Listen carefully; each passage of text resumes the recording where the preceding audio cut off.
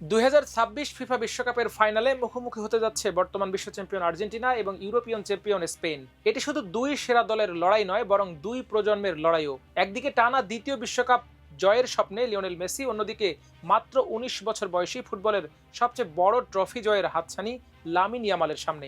এই ফাইনালকে আরো বিশেষ করে তুলেছে একটি অবিশ্বাস্য ইতিহাস। বিশ্বকাপে আর্জেন্টিনা ও স্পেনের একমাত্র সাক্ষাৎ হয়েছিল 1966 সালে। সেই ম্যাচে আর্জেন্টিনা 2-1 গোলে জয় পেয়েছিল, কিন্তু সেই সময় বর্তমান আর্জেন্টিনার কোচের জন্মই হয়নি, আর স্পেনের কোচ লুইস দে লা ফুয়েন্তের বয়স ছিল মাত্র 5 বছর।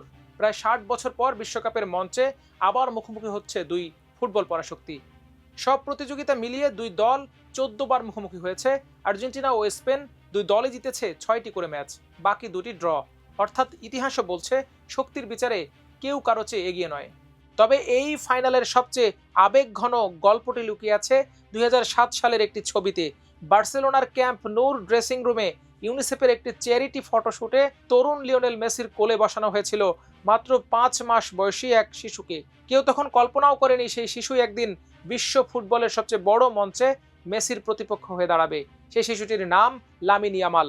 ছবিটি প্রকাশের পর বহু বছর সেটি প্রায় ভুলেই গিয়েছিল সবাই, কিন্তু ইয়ামালের উত্থানের পর আবারও সামাজিক যোগাযোগ মাধ্যমে ভাইরাল হয় সেই মুহূর্ত। ফুটবল প্রেমীদের কাছে এটি যেন সময়ের এক অবিশ্বাস্য বৃত্ত। একদিন যার কোলে ছিলেন, আজ তার বিপক্ষেই বিশ্বকাপ ফাইনাল খেলবেন।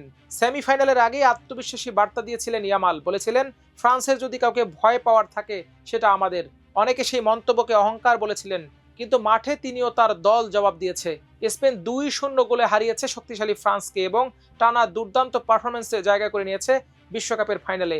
ম্যাচ শেষে আরেকটি দৃশ্য কোটি মানুষের হৃদয় ছুঁয়েছে। বিজয়ের আনন্দে দুই হাত তুলে আল্লাহর কাছে দোয়া করেন ইয়ামাল।